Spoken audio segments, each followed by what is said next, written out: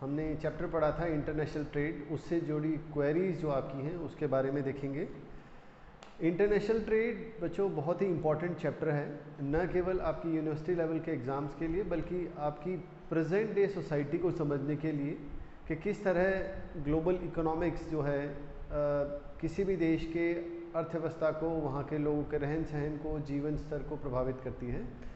तो ये चैप्टर न केवल यूनिवर्सिटी एग्ज़ाम के लिए बल्कि आपके जो और भी कॉम्पिटिटिव एग्ज़ाम्स होते हैं उनके लिए भी बहुत इम्पॉर्टेंट है। तो शुरुआत करते हैं उन क्वेश्चन से जो आपके आए।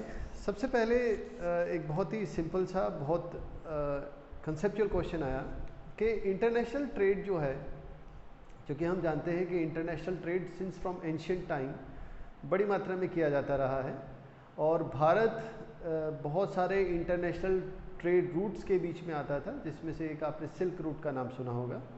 तो कई बार हमारे मन में ये प्रश्न उठता है कि प्राचीन काल में या एंशिएंट टाइम में किस तरह इंटरनेशनल ट्रेड किया जाता था।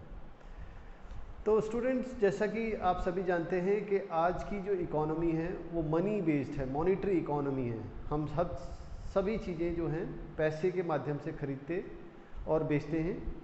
यदि हमें कोई चीज़ खरीदनी हो तो उसके लिए पैसे देते हैं, उसी तरह यदि हम कोई चीज़ बेचते हैं तो उसके लिए हमें पैसे प्राप्त होते हैं। यदि हम इंटरनेशनल ट्रेड बात करें तो शुरुआती दौर में जो इंटरनेशनल ट्रेड था वो एक खास व्यवस्था पर आधारित था जिसको वस्तु विनिमय प्रणाली कहते हैं। वस्तु विनिमय प्रणाली का मतलब था कि आपको यदि कोई चीज़ चाहिए तो आप दूसरे ऐसे व्यक्ति को ढूंढे जिसको आपकी वस्तु चाहिए। तो इस तरह वस्तुओं का आदान प्रदान ही व्यापार का आधार था। जैसा आप समझ सकते हैं कि वस्तुओं के आदान प्रदान में बहुत सारी दिक्कतें हैं। जैसे मान लीजिए मैं एक ऐसा किसान हूँ जिसके पास सरप्लस गेहूँ है और मुझे चावल लेने हैं, तो मैं कितने गेहूँ दूँ तो मुझे चावल मिले, ये एक रेट जो है ये हमेशा एक डिबेट का विषय रहा। इस तरह के जो हमारे बार्टर सिस्टम था, जो वस्तु विनिमय प्रणाली थी, और जिसके कारण धीरे धीरे इवॉल्व होके इकोनॉमीज़ जो हैं गोल्ड मॉनेटरी सिस्टम पर आए। गोल्ड भी एक मनी के टर्म्स में यूज़ किया जाने लगा और आज जो करेंसी ट्रेडिंग सिस्टम है वो हम यूज़ करते हैं।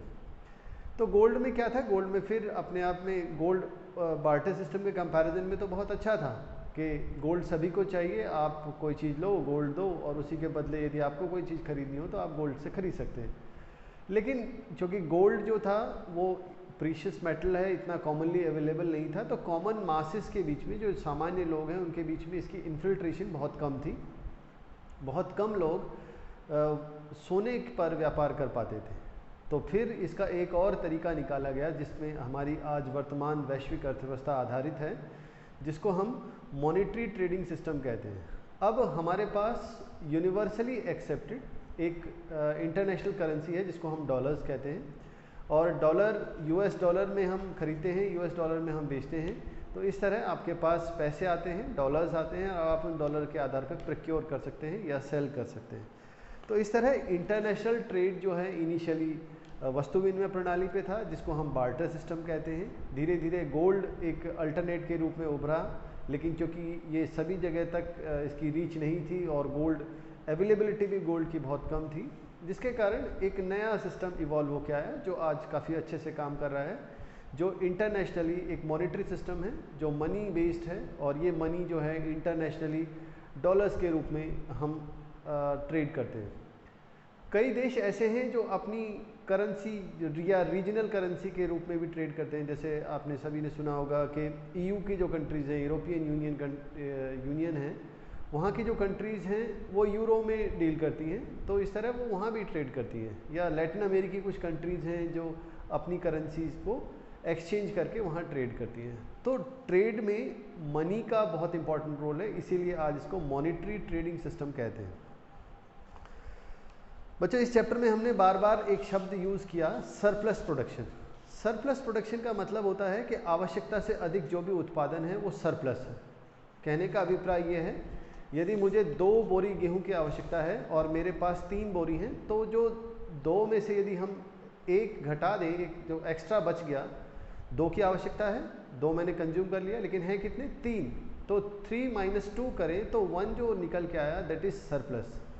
अब हम सभी सोसाइटीज़ में देखते हैं कि ये सरप्लस ही ट्रेड होता है, क्योंकि जो हमारी इकॉनमी है हमारे जैसे भारत जैसे देश की, जहाँ पे सरप्लस होना बहुत कम होता है लोगों के पास, तो कमर्शियल नहीं है हम लोग इतने, तो हम क्या करते हैं, हम सिर्फ उसी प्रोड्यूस को सरप्लस डिक्लेयर करते हैं या उसी को सेल करते हैं जो आवश्यकता से अधिक हो, जो सरप्लस हो, और यही सरप्लस जो है ट्रेड का आधार होता है।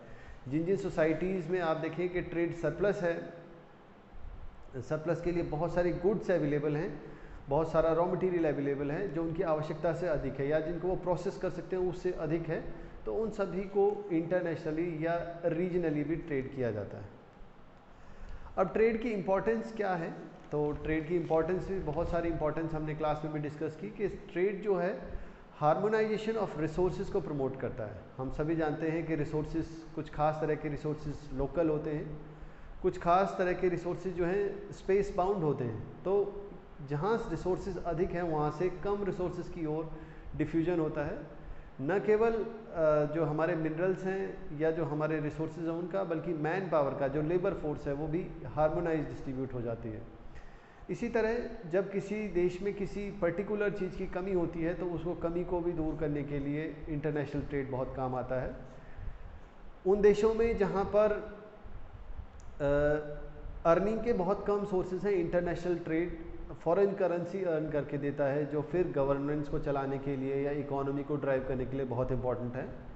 इसी तरह इंटरनेशनल ट्रेड जो है विभिन्न देशों के बीच में एक समन्वय स्थापित करता है, तालमेल बढ़ाता है, और आप देखेंगे जो जो ट्रेडिंग पार्टनर्स हैं उन देशों के बीच में राजनयिक संबंध अच्छे हैं, वहाँ पे शांति रहती है, और वहाँ पे जो पीपल टू पीपल कांटेक्ट है वो भी बहुत अच्छा होता है। तो इस तरह इंटरनेशनल ट्रेड बहुत सारे डायमेंशंस में अच्छा है।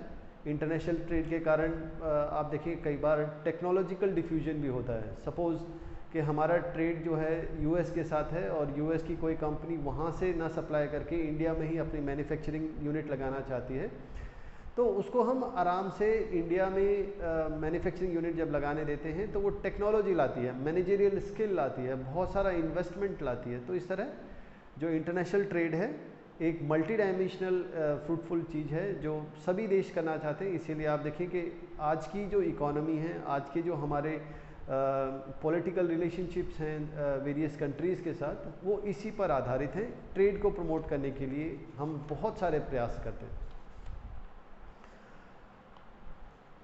हमने इस चैप्टर में देखा कि बच्चों जो ट्रेड है वो फंडामेंटली दो तरह का होता है। जब दो या दो से अधिक देशों के बीच में व्यापार होता है तो उसको हम इंटरनेशनल ट्रेड कहते हैं। आप ऐसा कह सकते हैं कि जब कोई देश अपने ज्यूरिडिक्शन के बाहर दूसरे देशों के साथ इंपोर्ट एंड एक्सपोर्ट करता है तो उसको हम इंटरनेशनल ट्रेड कहते हैं। भारत जैसे देशों में जो अब बहुत बड़े हैं, जिनके पास बहुत सारी तरह की डाइवर्सिटी है, सोशियो इकोनॉमिक डाइवर्सिटी है, एग्रोक्लाइमेटिक डाइवर्सिटी है, जहाँ पर प्रोडक्शन बहुत ज़्यादा होता है, और कुछ देश इतने बड़े होने के नाते वो इंटरनली भी बहुत ज़्यादा ट्रेड करते हैं, जिसको हम इंटरनल ट्रेड कहते हैं या डोमेस्टिक ट्रेड कहते हैं। डोमेस्टिक ट्रेड जनरली एक देश में बहुत सारे जो रीजन्स हैं या बहुत सारे जो स्टेट्स हैं उनके बीच में होता है। वहीं जब हम इंटरनेशनल की ट्रेड की बात करें तो इंटरनेशनल ट्रेड जो सरप्लस प्रोडक्शन है उसका एक देश से दूसरे देश के बीच में होता है, जिसमें एक देश हो सकता है या विभिन्न देश हो सकते हैं जो अपनी ज्यूरिडिक्शन के बाहर अपनी जो क्षेत्र सीमा है उससे अधिक देशों के साथ व्यापार करते हैं और बड़ी मात्रा में अर्न करते हैं। इंपोर्ट एंड एक्सपोर्ट इसके दो कंपोनेंट होते हैं, ये आपको यहाँ पता होना चाहिए। तो इंटरनेशनल ट्रेड और डोमेस्टिक ट्रेड में दोनों में अंतर स्पष्ट होना चाहिए। आगे देखिए, इस चैप्टर के अंतर्गत ही हमने एक बहुत ही इम्पॉर्टेंट बात देखी जो आपके एग्ज़ाम में आ सकती है, पूछी जाती है बहुत बार। एक होता है बैलेंस ऑफ ट्रेड। हम जानते हैं कि किसी भी देश में वस्तुओं का आयात और निर्यात दोनों किया जाता है। जब हम किसी भी देश में आयात और निर्यात का अंतर देखते हैं तो वो बैलेंस ऑफ ट्रेड कहलाता है। दोबारा सुनिए, एक देश में बहुत सारी वस्तुएं निर्यात की जाती हैं और बहुत सारी वस्तुओं का आयात होता है। जब हम किसी देश में एक वर्ष में वस्तुओं के आयात और निर्यात का अंतर देखते हैं तो उसको बैलेंस ऑफ ट्रेड कहते हैं। कुछ देश ऐसे होते हैं जो निर्यात अधिक करते हैं, आयात कम करते हैं, जैसे चीन है। इनका ट्रेड जो है सरप्लस कहलाता है। पॉजिटिव होता है। क्या पॉजिटिव होता है? ये एक्सपोर्ट जो है वो ज़्यादा करते हैं और इंपोर्ट कम करते हैं, इसलिए इनकी अर्निंग ज़्यादा होती है। और ऐसी सोसाइटीज़ जो हैं जो बैलेंस ऑफ ट्रेड है वो पॉजिटिव बैलेंस ऑफ ट्रेड वाली सोसाइटीज़ कहलाती हैं, इकोनॉमीज़ कहलाती हैं। वहीं दूसरी तरफ कुछ भारत जैसे देश हैं जिसका जो एक्सपोर्ट है वो कम है और इंपोर्ट ज़्यादा है। हम बहुत सारी चीज़ें मंगाते हैं लेकिन बेच कम पाते हैं, जिसके कारण हमारे यहाँ पे जो बैलेंस ऑफ ट्रेड है वो नेगेटिव है। अब पॉजिटिव बैलेंस ऑफ ट्रेड से क्या फ़र्क होता है या नेगेटिव बैलेंस ऑफ ट्रेड से क्या फ़र्क होता है, आप इसको दो एग्जाम्पल में देख सकते हैं। जैसे मैंने बताया कि पॉजिटिव बैलेंस ऑफ ट्रेड जो है चाइना के पर्सपेक्टिव में है, तो आप देखिए चाइना की बहुत ज़्यादा अर्निंग है, बहुत ज़्यादा विदेशी मुद्रा वो अर्न करती है, जितनी वो खर्च करते हैं उससे कहीं अधिक वो अर्न करते हैं, जिसके कारण उनके पास सेविंग्स अधिक है और उनकी जो रेट ऑफ ग्रोथ है आप पिछले कुछ डेकेड्स में देखें तो बहुत अच्छी रही है। वहीं यदि उन सोसाइटीज़ की बात करें जहाँ पे ट्रेड जो बैलेंस है वो नेगेटिव है, जैसे इंडिया है, यहाँ पे हमारा इंपोर्ट बिल बहुत ज़्यादा है, हम बड़ी मात्रा में चीज़ें मंगाते हैं, जिसके कारण हमारी इकोनॉमी पे नेगेटिव कॉन्सिक्वेंसेस होते हैं। जैसे हम बड़ी मात्रा में तेल मंगाते हैं तो तेल के लिए हमें डॉलर्स में पे करना होता है, तो जब हम तेल मंगाते हैं तो उसके बदले जो पैसे देते हैं, जिसके कारण हमें अन्य चीज़ें मंगाने में दिक्कत होती है और हमारे पास इनकम से ज़्यादा एक्सपेंडिचर हो जाता है, जिसके कारण हमारी इकोनॉमी पे बहुत सारे नेगेटिव कॉन्सिक्वेंसेस होते हैं। तो बैलेंस ऑफ ट्रेड जो है किसी भी देश का विश्व के अन्य देशों के साथ एक वर्ष में वस्तुओं के आयात और निर्यात का अंतर कहलाता है। यहाँ पे दो बातें बहुत इंपॉर्टेंट हैं। पहला, बैलेंस ऑफ ट्रेड में सिर्फ वस्तुओं के निर्यात की ही बात की जाती है, सेवाओं को इग्नोर कर दिया जाता है, सेवाओं की कोई इंपॉर्टेंस नहीं है। दूसरी बात, बैलेंस ऑफ ट्रेड के अंदर पैसे की बात नहीं की जाती बल्कि उनके नंबर की बात की जाती है कि कितनी वस्तुओं का आयात हुआ और कितनी निर्यात किया गया। हम जानते हैं कि आज हम कई ऐसी सेवाएं या ऐसी चीज़ों का आयात निर्यात करते हैं जिनके नंबर से ज़्यादा उनकी पैसे की इम्पोर्टेंस है।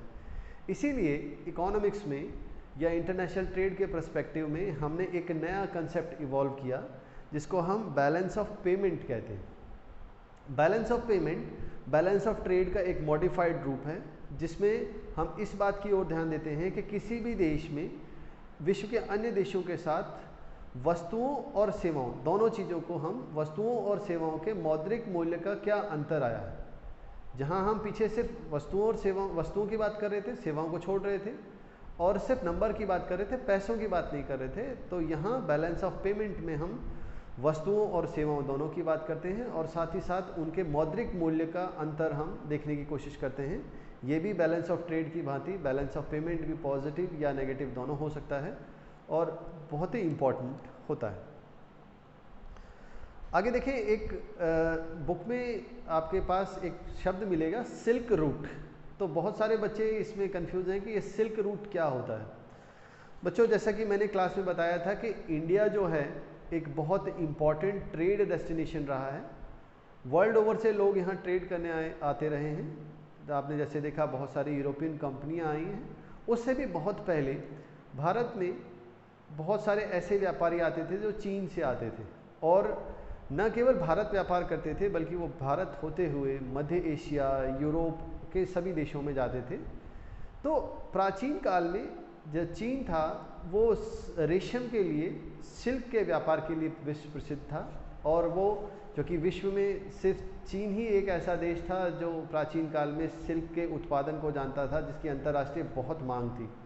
तो आप देखेंगे कि जो चीनी व्यापारी थे वो भारत होते हुए, मध्य एशिया होते हुए यूरोप के साथ व्यापार करते थे और भारत के जो विभिन्न क्षेत्र थे, जो उत्तर प्रदेश, बिहार, पंजाब, हरियाणा, इस क्षेत्र से होते हुए मध्य एशिया वो जाते थे और मध्य एशिया के इस रूट को हम सिल्क रूट कहते हैं। तो इसीलिए बार बार ऐसा जिक्र आता है कि इंडिया जो है from ancient time to present time जो है एक बहुत इम्पॉर्टेंट ट्रेडिंग पार्टनर रहा है यूरोप का और जो हमारे विश्व के अन्य देश हैं उनका। यहाँ हमने बात की बच्चों WTO की, एक इस चैप्टर में बहुत इंपॉर्टेंट सेगमेंट था WTO से एसोसिएटेड।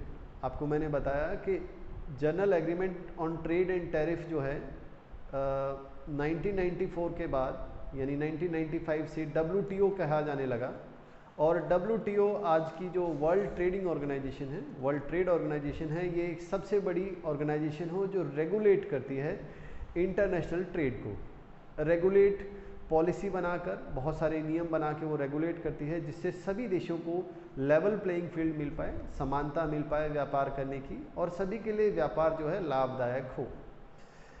WTO जो है, जिसका भारत भी एक एक्टिव मेंबर है, और इस पे बहुत सारे विषयों पर चर्चाएं होती रहती हैं। बहुत सारे विषयों को व्यापार के लिए खोलने पर या उन पर प्रतिबंध लगाने पर बहुत सारी तरह की चर्चाएं चलती रहती हैं।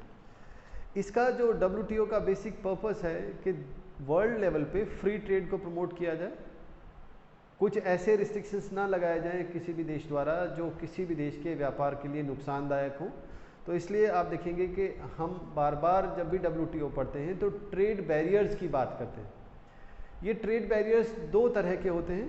एक को कहते हैं टैरिफ बैरियर, जिसका संबंध पैसे से होता है कि यदि कोई देश किसी देश के व्यापार को रोकना चाहता है तो कर अधिक लगा देता है, बहुत सारे तरह के टैक्सेस लगाते हैं जिससे उसकी चीज़ें महंगी हो जाती हैं, तो इनको हम टैरिफ बैरियर्स कहते हैं। बहुत सारे ऐसे ट्रेड बैरियर्स होते हैं जिनको हम नॉन टैरिफ बैरियर्स कहते हैं। नॉन टैरिफ बैरियर्स यानी कोई देश किसी भी देश के जो उत्पाद है उस पर किसी भी कारण से बैन लगा दे।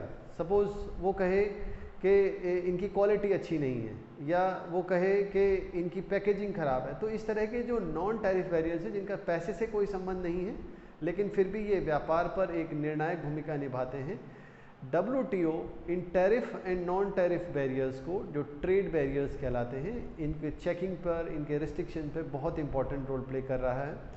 और आप देखेंगे 1995 के बाद जो वर्ल्ड ट्रेड में एक मेजर जंप आया है उसमें WTO की फैसिलिटेशन के कारण सभी देशों को लाभ हुआ है। हमने यहाँ पे कुछ रीजनल ट्रेड फोरम्स की बात की थी, जिसमें एक था OPEC, organisation of petroleum exporting countries. मैंने आपको बताया था कि आज वर्ल्ड ओवर चूँकि ऑयल की बहुत ज़्यादा इम्पोर्टेंस है और कुछ ऐसे देश हैं जो ऑयल के प्रोडक्शन में अपनी जो उसकी जो प्रोडक्शन कैपेसिटी है वो वर्ल्ड ओवर बहुत ज़्यादा है। लगभग 60% जो प्रोडक्शन है वो OPEC द्वारा, यानी organisation of petroleum exporting countries द्वारा किया जाता है। तो इन्होंने अपना एक कार्टेल बनाया, इकोनॉमिक कार्टेल कहते हैं। इसका मतलब ये होता है कि वो अपनी कमोडिटी के प्राइस को वर्ल्ड ओवर हाई रखना चाहते हैं, क्योंकि यदि हाई प्राइस होगा ऑयल का तो उन्हें ज़्यादा फ़ायदा होगा। इस तरह वो हायर प्राइस रखने के लिए कलेक्टिव डिसीजन लेते हैं। और 1960s में बना ये एक ऑर्गेनाइजेशन है जिसके एशिया में, लैटिन अमेरिका में, मिडिल ईस्ट में बहुत सारे मेंबर कंट्रीज़ हैं, और ये सभी की सभी ऑयल के एक्सपोर्ट से जुड़े हुए हैं और अपने हितों की रक्षा के लिए ये ऑयल प्राइसेस को हाई बनाए रखते हैं, क्योंकि इनके पास सप्लाई है। ये सप्लाई को रेगुलेट करते हैं और जिससे प्राइसेस जो हैं इनके फेवर में बने रहते हैं। इसी तरह हमने बात की बच्चों सार्क की। आप सभी जानते हैं कि south Asian association for regional cooperation एक ऐसा ऑर्गेनाइजेशन है जिसके 8 मेंबर कंट्रीज़ हैं और इंडिया भी एक मेंबर कंट्री है। ये जो मेंबर कंट्रीज़ हैं 1985 से एक ये रीजनल फोरम बना, जिसमें कहा गया कि ये सारे के सारे देश कलेक्टिव एफर्ट्स करेंगे, क्योंकि यहाँ पर इस रीजन में, सार्क रीजन में बहुत ज़्यादा गरीबी है और एक दूसरे के सहयोग से गरीबी को ख़त्म किया जा सकता है, जिसके लिए हमें ट्रेड को प्रमोट करना पड़ेगा, हमें जिसके लिए इन्वेस्टमेंट करना पड़ेगा, और हमें इन सभी को बढ़ाने के लिए आपस में विभिन्न देशों के बीच में कल्चरल टाइज़ बढ़ाने पड़ेंगे, पीपल टू पीपल कॉन्टैक्ट ज़्यादा करने पड़ेंगे, जिसके लिए सार्क इस्टेब्लिश किया गया। सार्क एक रीजनल फोरम है जिसमें ट्रेड के प्रमोशन के लिए भी बहुत सारे काम हो रहे हैं। ऑल्दो वर्ल्ड के और जो ट्रेडिंग ब्लॉक्स हैं जैसे EU है या OECD है, इनके कंपैरिजन में सार्क की उतनी ज़्यादा प्रोग्रेस नहीं हो पाई। उसके बहुत सारे अपने आप में बहुत सारे पॉलिटिकल इकोनॉमिक कॉजेज़ हैं जो फिर कभी हम किसी क्लास में डिस्कस करेंगे। आगे यदि देखें तो जो हमारा इंटरनेशनल ट्रेड है वो बहुत सारी इकोनॉमिक पॉलिसीज़ पे निर्भर करता है, और इसी पर्सपेक्टिव में भारत में न्यू इकोनॉमिक पॉलिसी जो 1991 में आई, उसका इंटरनेशनल ट्रेड पे बहुत मेजर इम्पैक्ट पड़ा। आप सभी की जानकारी के लिए बताऊं कि जो न्यू इकोनॉमिक पॉलिसी हैं, जिनमें लिबरलाइजेशन, प्राइवेटाइजेशन एंड ग्लोबलाइजेशन, जो 3 फ्रेज हम बार बार सुनते हैं, वो लाए गए और इंडियन इकोनॉमी को वर्ल्ड इकोनॉमीज़ के साथ एसोसिएट किया गया। ऐसी कोशिश की गई कि हम अपनी जो नियम हैं उनको उदार बनाएं, हम उन सभी चीज़ों को प्रमोट करें जो इंटरनेशनल ट्रेड के लिए बहुत इम्पॉर्टेंट हैं। और आप देखेंगे कि 1991 के बाद जब से हमारी इकोनॉमी ओपन अप हुई है, जब से हमने WTO के साथ काफ़ी अच्छा एसोसिएशन बनाया है, हमारा ट्रेड बढ़ा है। लेकिन यहाँ फिर एक बात और भी समझने की है कि हमारा ट्रेड जो है 1991 ऑनवर्ड बढ़ा है, लेकिन उस पेस पे नहीं बढ़ पाया जिस पे इंटरनेशनल ट्रेड बढ़ा है। हमारे यहाँ बहुत सारी अभी भी इंटरनल इकोनॉमी में बहुत सारी समस्याएं हैं, बहुत सारे ईज़ ऑफ करने की आप बहुत बार सुनते होंगे, ईज़ ऑफ डूइंग बिजनेस जो है वो बहुत ही डिफ़िकल्ट है इंडिया में, जिसके कारण हमारा जो ट्रेड है वर्ल्ड इकोनॉमीज़ के कंपैरिजन में कम बढ़ा है। और आप पाएंगे कि हमारा जो आज इंटरनेशनल ट्रेड में हिस्सा है, भारत 1% से भी कम इंटरनेशनल ट्रेड करता है। हम बहुत ज़्यादा व्यापार करते हैं, ये मान गए, लेकिन जितना वर्ल्ड में ट्रेड होता है उसके हम सिर्फ 1% से भी कम व्यापार कर पाते हैं, जो अपने आप में एक बड़ी सोचने की विषय है कि क्या किया जा सकता है, क्या सुधार की आवश्यकता है। तो NEP का यानी न्यू इकोनॉमिक पॉलिसीज़ का ट्रेड पर पॉजिटिव इम्पैक्ट पड़ा है। भारत आज वर्ल्ड लीडर इमर्ज हो गया है, जैसे फ्रूट्स में, वेजिटेबल्स में या बासमती राइस में। इसी तरह रेडीमेड गारमेंट्स जो हैं वो, या बहुत सारी जेनरिक मेडिसिन्स जो इंडिया में बन के आई हैं, इसमें हमने बहुत अच्छा किया है, लेकिन अभी भी संभावनाएं बहुत ज़्यादा हैं, जिसके कारण हमें और सुधार की भी आवश्यकता है। तो इस तरह स्टूडेंट्स, ये हमारे पास जो इंटरनेशनल ट्रेड का चैप्टर था उससे जुड़ी हुई कुछ क्वेरीज़ थी आपकी। यदि अभी भी कोई क्वेरीज़ बचती हैं तो आप मेरे से पूछ सकते हैं। तो इसी के साथ स्टूडेंट्स, हमारे इस सेमेस्टर में जितने भी चैप्टर्स थे, हमने इन चैप्टर्स को डिटेल में देख लिया है। सारे चैप्टर्स आपके सामने जो हमारे इलेक्ट्रॉनिक प्लेटफॉर्म्स हैं उस पर उपलब्ध हैं। आपको स्टडी